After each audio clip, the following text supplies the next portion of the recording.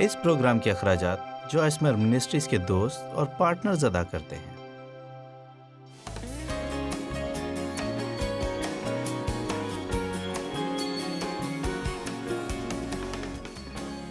میں ایک سیریز پر کام کر رہی ہوں جس کا نام کوئی ہتھیار جو تیرے خلاف اٹھے کام نہ آئے گا۔ یسایہ 54:17 ہم اسے دوبارہ پڑھیں گے۔ کوئی ہتھیار جو تیرے خلاف بنایا جائے کام نہ آئے گا، اور جو زبان عدالت میں تجھ پر چلے گی تو اسے مجرم ٹھہرائے گی۔ یعنی اطمینان اور سکون، راست بازی، محافظت اور نگہبانی، اور 2 دشمنوں پر فتح۔ 4 چیزیں ہیں، یعنی اطمینان، راست بازی، محافظت، 2 دشمنوں پر فتح۔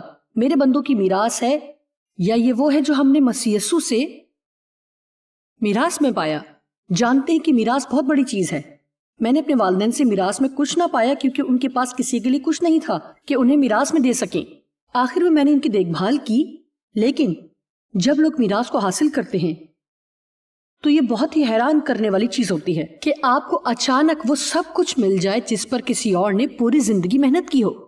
یہ واقعی بہت خوشی کی بات ہوگی، اور اگر آپ کو کسی سے میراث میں کچھ ملے تو آپ کو اسے ضرور ہی سراہنا اور شکر گزار ہونا چاہیے۔ ہمیں میراث میں وہ سب کچھ مل گیا ہے جس پر یسوع نے محنت کی اور مرا۔ ہمیں وہ سب کچھ ملا، جی ہاں، سب کچھ۔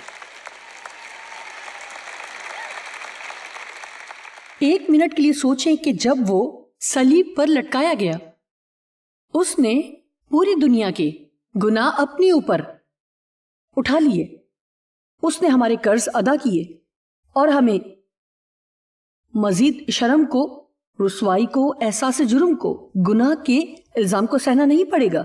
لیکن بائبل کہتی ہے کہ اس کے برعکس ہمارے پاس کچھ اور ہے۔ ہم اطمینان پا سکتے ہیں، ہم راست بازی پا سکتے ہیں، ہم محفوظ اور پر اعتماد ہو سکتے ہیں۔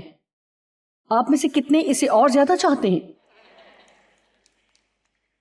اور ہم مخالفوں پر فتح مند ہو سکتے ہیں، ہم غالب آنے والے ہیں۔ ہمیں مشکل سے خوف زدہ نہیں ہونا چاہیے، یہاں تک کہ ہمیں اس سے بھی خوف زدہ نہیں ہونا چاہیے کہ دنیا میں کیا ہونے والا ہے۔ میں اس سے خوف زدہ نہیں ہوں، میں نہیں ڈرتی، خدا ہماری طرف ہے اور وہ ہماری مدد اور حفاظت کرے گا۔ اور یہ وہ دور ہے جس میں ہم زندہ ہیں، تو خدا نے ان حالات کے مطابق ہمیں تیار کیا ہے تاکہ سامنے والی ہر چیز کو ہینڈل کر سکیں۔ اگر ہم یہ ہینڈل نہیں کر سکتے تو خدا ہمیں کسی اور نسل انسانی کے دور میں پیدا کیا ہوتا، یہاں تک کہ وہ جس وقت میں ہم رہیں گے وہ اس کا بھی انتخاب کرتا ہے۔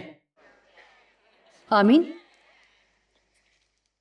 خداوند فرماتا ہے یہ، یعنی اطمینان، راست بازی، محافظت اور مخالفوں پر فتح میرے بندوں کی میراث ہے، اور مجھے یہ حصہ بھی بہت پسند ہے، اور ان کی یعنی میرے بندی کی راست بازی مجھ سے ہے۔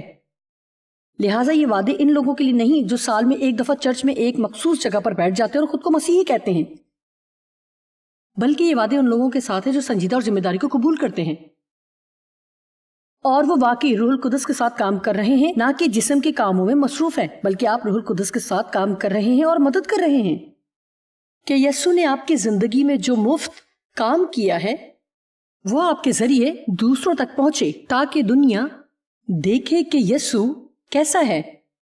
آمین۔ آپ کو یہ سمجھ آیا؟ یسوع آتا ہے اور یہ پاک روح ڈاؤن لوڈ ہمارے اندر کرتا ہے۔ جس لمحے آپ مسیح کو اپنا نجات دہندہ قبول کرتے ہیں تو یہ تمام زبردست چیزیں آپ کے اندر ڈال دی جاتی ہیں۔ آپ روح ہیں، آپ میں جان، اور آپ جسم میں رہتے ہیں۔ جب آپ خود کو آئینے میں دیکھتے ہیں تو آپ صرف اپنے جسم کو دیکھتے ہیں۔ ہمارے اندر اس سے بڑھ کر اور بھی بہت کچھ ہے، اس میں سوچیں اور احساسات اور جذبات اور ارادے اور خواہشات اور اس طرح کی بہت سی چیزیں جو ہمارے اندر چلتی ہیں اور لوگ دیکھ نہیں سکتے، اور اس سے کہیں زیادہ گہری ہماری روح ہے جہاں ہم خدا سے مکاشفات حاصل کرتے ہیں، جہاں ہمارا شعور کام کرتا ہے، جہاں ہم خدا سے رابطہ قائم کرتے ہیں، وہ جگہ جہاں ہم خدا کی آواز سنتے ہیں اور روح القدس کی رہنمائی میں چلتے ہیں۔ لہٰذا جب آپ شیشہ دیکھتے ہیں تو بہت سی عجیب چیزیں آپ نہیں دیکھتے جو آپ کے اندر ہو رہی ہوتی ہیں۔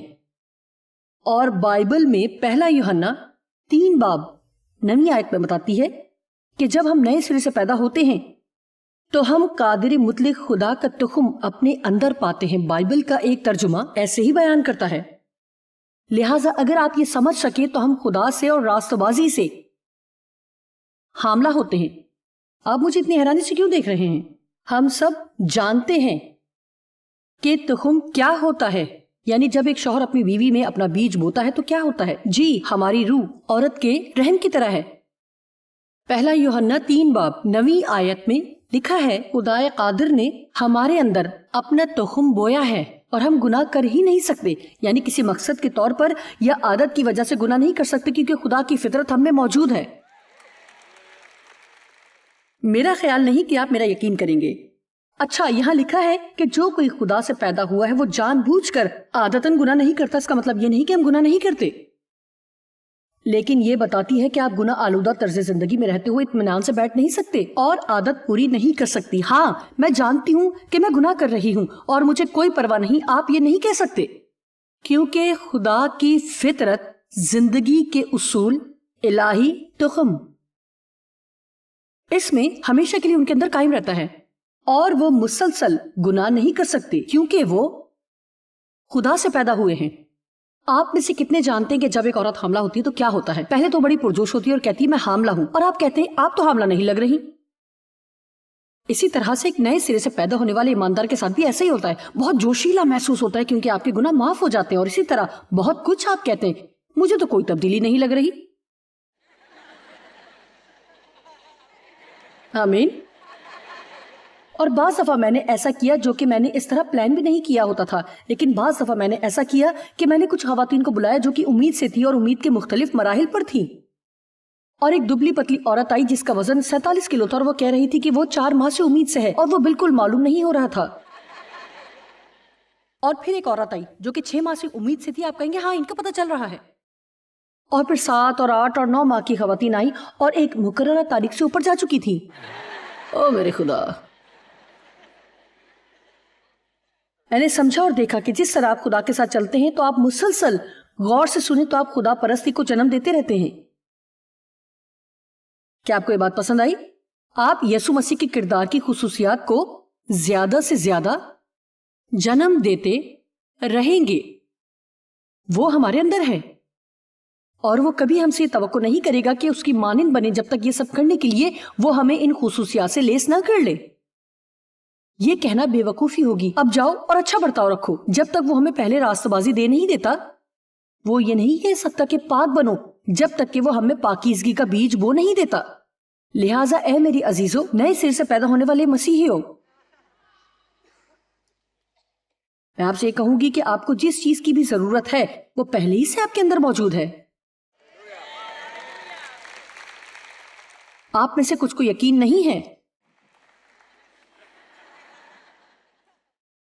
یہ آپ کے اندر ہے لیکن یہ بیج کی صورت میں ہے۔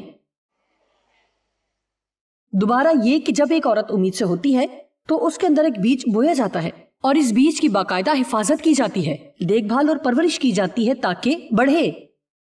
جی، ہمارے اندر قادر مطلق خدا کا تخم موجود ہے، اور جیسے ہی ہم خدا کے کلام سے اس کو پانی دیتے ہیں، اب یہ سمجھے، جب یہ راست بازی کا سورج ہمارے اوپر چمکتا ہے اور ہم ثابت قدم رہتے ہیں اور آہستہ آہستہ خدا کے کردار کی خصوصیات جو ہمارے اندر ڈالی گئی ہیں، جیسے کہ روح کا پھل، ایمان اور وہ تمام خصوصیات جن کی خدا نے ہمارے اندر سرمایہ کاری کی ہے، وہ بڑھتی ہیں، تھوڑا بڑھتی ہیں اور بڑھتی ہیں اور بڑھتی ہیں، مزید اور بڑھتی ہیں، اور پھر آپ جنم دینے کی حد کو پہنچ جاتے ہیں۔ اب جس نے کسی کو جنم دیا ہوگا وہ جانتا ہے کہ یہ کوئی آرام دہ مرحلہ نہیں ہوتا۔ آمین۔ یہاں تک کہ اگر کوئی آدمی، جانتی ہوں کہ کسی آدمی نے کسی کو جنم نہیں دیا، لیکن اس سارے صورتحال کو جانتے تو ہوں گے اور کہتے ہوں گے اس چیخنے چلانے کی وجہ کیا ہے؟ اچھا، میں آپ کو بتاتی ہوں،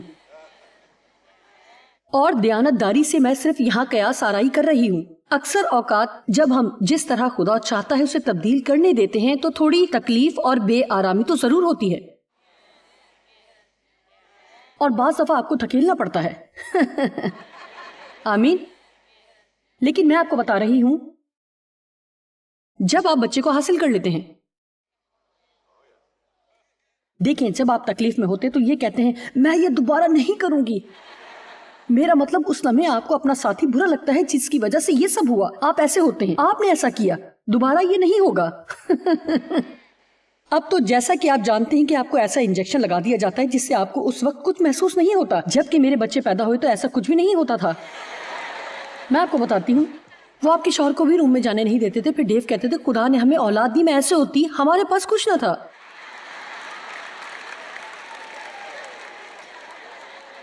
اوہو، میرے آخری بیٹے کا 10 پاؤنڈ سے 1 اونس وزن کم تھا، ہمارے پاس کچھ نہ تھا۔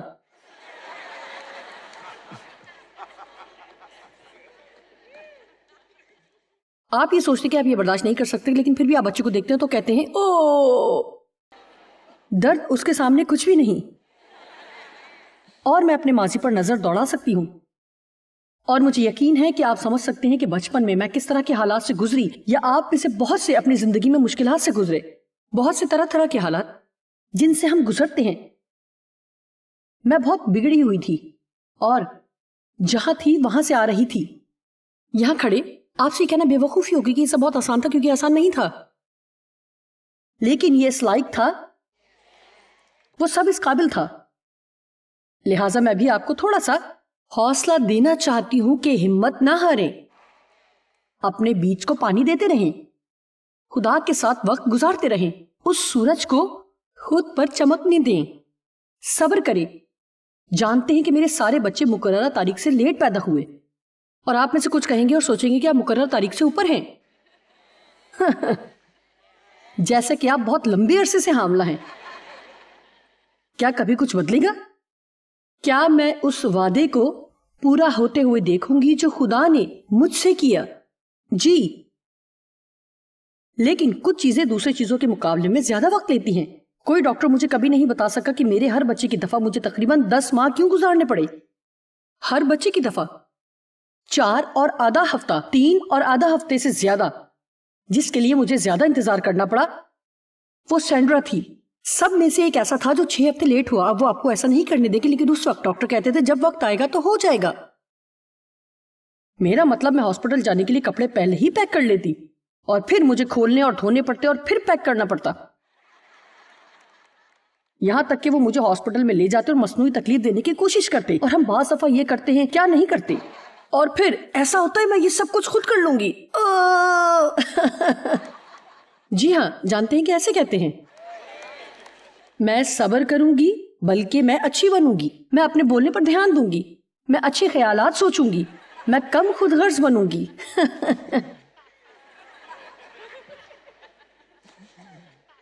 انہیں مجھے واپس گھر بھیجنا پڑتا، صرف میں نے درد سہا ہوتا لیکن بچہ نہ ملتا۔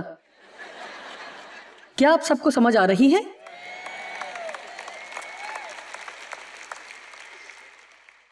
اور اس طرح ہم کوشش کرتے ہیں، کوشش کرتے ہیں، اور زیادہ تر جو بات بھول جاتے ہیں وہ ہے ایمان رکھنا۔ دیکھیں، جو میں کہہ رہی ہوں اگر اس کا یقین دلا سکوں، یا اگر خدا آپ کو یقین دلا سکے، شاید میں تو کچھ بھی نہیں کر سکتی، لیکن اگر خدا آپ کو یہ یقین دلا سکے کہ جو آپ کو ضرورت ہے وہ پہلے ہی سے سب آپ کے پاس ہے، اور جس طرح خدا آپ کو دیکھتا ہے اس طرح دیکھنے کے قابل بنائے۔ جانتے کہ میرا مقصد کیا ہے؟ میں چاہتی ہوں کہ آپ اپنے بارے میں یہاں سے بہتر محسوس کر کے جائیں، اور اپنے آپ کو دیکھ سکیں جیسے آپ ہیں، جیسے خدا آپ کو دیکھتا ہے۔ وہ امید حاصل کریں جو خدا آپ کے لیے رکھتا ہے، وہ ایمان جو خدا نے آپ کے اندر رکھا ہے، اور خدا کے ساتھ متفق ہوں کہ آپ وہ کر سکتے ہیں اور وہ ہوں گے اور وہ کریں گے جو وہ کہتا ہے کہ آپ ہو سکتے ہیں اور کریں گے۔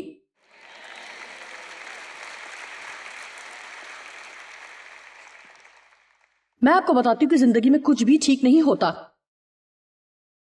کچھ ٹھیک محسوس نہیں ہوتا، کچھ ٹھیک کام نہیں کرتا جب تک آپ یہ نہ جانیں کہ آپ درست ہیں۔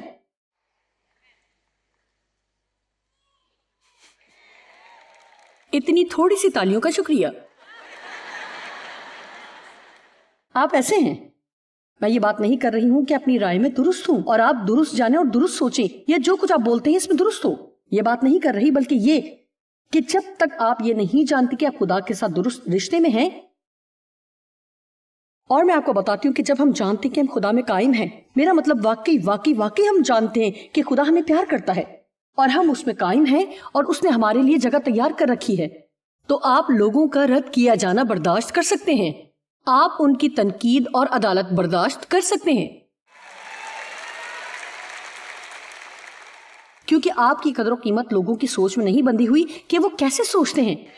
اور میں یہ نہیں کہہ رہی کہ اس کی تکلیف نہیں ہوتی، بلکہ میں کہہ رہی ہوں یہ آپ کو دنیا سے باہر نہیں نکالتی اور اس سے لا تعلق نہیں کرتی کہ جس سے آپ ناکامی کا سامنا کریں اور پوری زندگی اذیت میں رہیں. زندگی میں کوئی چیز درست نہیں ہو سکتی جب تک آپ یہ نہ جانیں کہ خدا کے ساتھ آپ کا رشتہ درست ہے.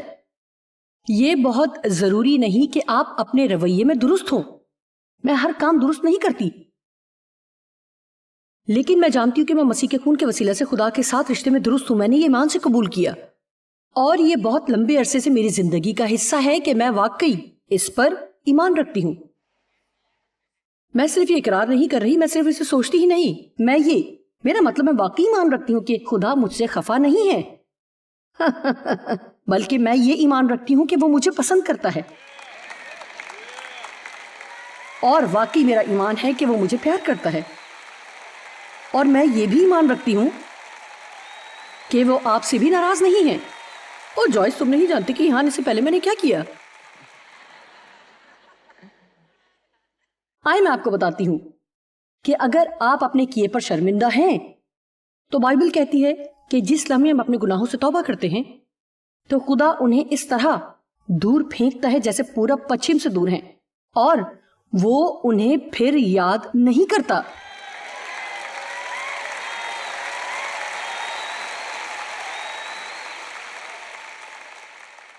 اور عبرانیوں 10 میں لکھا ہے جو مجھے بہت پسند ہے کہ وہ ہمارے گناہوں کی معافی کے لیے آخری قربانی ٹھہرا جو کہ کفاری کے لیے دی جاتی تھی، اور اس نے ایک ہی دفعہ سب کا فدیہ دیا. ہر کوئی اس طرح معافی حاصل کرتا ہے، یہ دوبارہ حاصل کرنے کی ضرورت نہیں اور مزید کچھ بھی نہیں ہے. میں نے یہ سمجھا کہ گناہوں کی معافی کے لیے کوئی اور قربانی نہیں چاہیے. جانتے ہیں اس کا کیا مطلب ہے؟ جب میں گناہ کرتی ہوں تو مجھے قربانی نہیں دینا پڑے گی. مسیح نے پہلے قربانی دے دی. ایک چیز کی سالوں تک مجھے قربانی دینی پڑی، وہ خوشی تھی. میں نے محسوس کیا کہ میں خوش رہنے کے قابل نہیں. لوگ دعا کی قربانی دیتے ہیں، وہ دعا نہیں کرتے یا اگر وہ کریں تو وہ بہت بزدلی سے دعا کرتے ہیں. وہ جرات مندی سے دعا نہیں کرتے. لوگ یہ سوچتے ہوئے قربانی دیتے ہیں کہ خدا انہیں کسی بھی خدمت میں استعمال کر سکتا ہے اگر وہ ہمیشہ اچھے رویے میں نہ رہے. میں آپ کو بتاتی ہوں کہ اگر آپ نے میری حالت دیکھی ہو جس میں تھی جب میں نے پہلی دفعہ بائبل اسٹڈی میں سکھانا شروع کیا، مطلب یہ واقعی بے وقوفی ہے. آپ نے پہلے بھی مجھے بتاتے سنا ہوگا، لیکن میں نے نازیبہ لباس پہن کر بائبل سکھانا شروع کیا اور سگریٹ نوشی بھی کرتی تھی.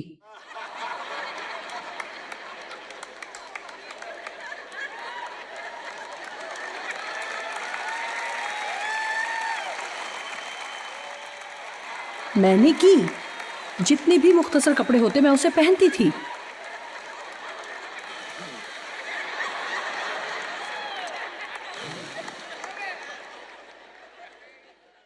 سچائی یہ تھی کہ میں کچھ بھی اتنا بہتر نہیں جانتی تھی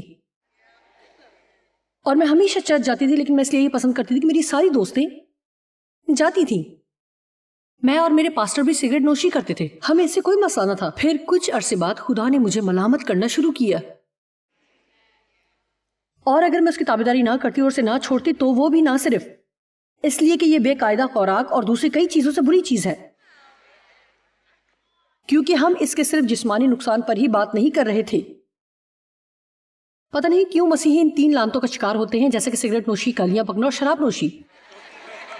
یہ اس طرح پوچھتے ہیں کہ آپ شراب سگریٹ پیتے اور گالیاں بکتے ہیں؟ خدایا رحم کر. ایک دن میں اپنی دوست کے ساتھ ایک دکان میں تھی. کیا کوئی کرسٹین کین کو جانتا ہے؟ Christine can? اچھا، ہم پچھلے 20 سالوں سے اچھے دوست ہیں اور وہ مجھے اپنی روحانی ماں کہتی ہے. میں ایک دن شاپنگ کرنے باہر گئی اور ہم اس دکان میں گئے. اس لڑکی نے ہم سے پوچھا کہ ہم اس گاؤں میں کیا کر رہے ہیں. ہم نے کہا کہ ہم یہاں ایک مسیح سیمینار کے سلسلے میں یہاں تھے. اس نے کہا اوہ میں بھی روحانی ہوں.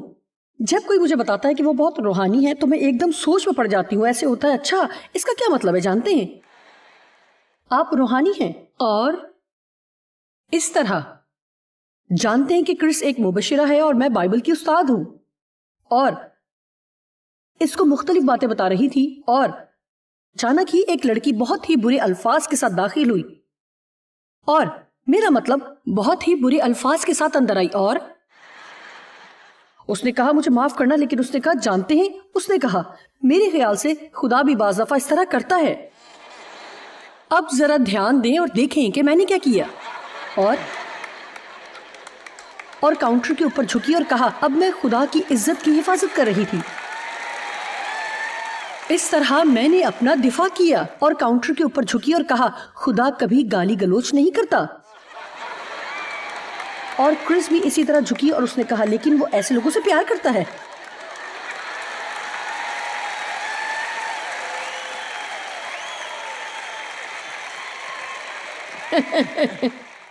پھر بعد میں خدا نے میرے دل میں ڈالا، اس نے کہا آپ مچھلی کو صاف کرنے کی کوشش کر رہے تھے جبکہ ابھی آپ نے اسے پکڑا بھی نہ تھا۔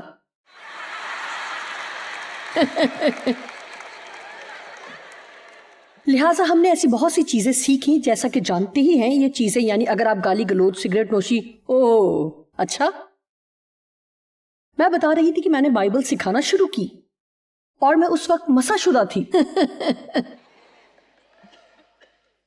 جب میں ہر کسی پر سگریٹ کا دھواں پھینکتی، لیکن خدا نے مجھے ملامت کرنا شروع کی کہ میں غلط تھی، تو اس نے مجھے یہ ختم کرنے کا فضل دیا۔ اب یہ کہ اگر میں یہ جانتے ہوئے بھی کر رہی تھی کہ یہ کوئی اچھا کردار نہیں ہے، یہ میرے لیے اچھا نہیں ہے، یہ بالکل بھی اچھا نہیں، اگر آپ جانتے ہیں کہ خدا آپ کو استعمال کرے کچھ ایسی چیزیں جو آپ نہیں کر سکتے، کیونکہ اگر آپ کو کوئی بھی کبھی ایسی حالت میں قبول نہیں کرے گا،